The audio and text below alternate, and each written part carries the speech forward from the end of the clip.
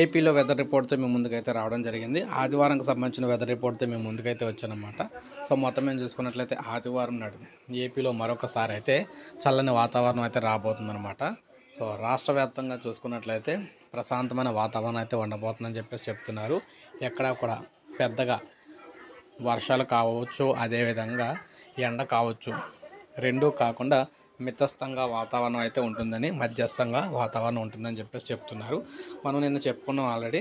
హిందూ మహాసముద్రంలో అదేవిధంగా పసిఫిక్ మహాసముద్రం రెండింటి మధ్యలో మనం చూసుకున్నట్లయితే కొత్త అల్పపీడనం ఏర్పడిందని, దీని ప్రభావం అనేది మీరు చూడొచ్చు ఏ విధంగా మూవ్ అవుతుంది ఏంటనేది. అయితే ఇది ఇంకా మన కోస్టల్ ఏరియాకి రావడానికి టైం అయితే పడుతుందన్నమాట. సో అందువల్ల దీనివల్ల మనం చూసుకున్నట్లయితే దీని ప్రభావం పెద్దగా అయితే ఉండదని చెప్పేసి చెప్తున్నారు. సో ప్రజెంట్ అయితే ఆదివారం నాడు ప్రశాంత వాతావరణం అయితే ఉండబోతుంది అనమాట ఏపీలోని. పెద్దగా వర్షాలు, పెద్దగా ఎండలు కూడా ఉండవని చెప్పేసి మనకు క్లియర్గా అయితే తెలుస్తుంది. సో ఇది మనకు లేటెస్ట్ అప్డేట్.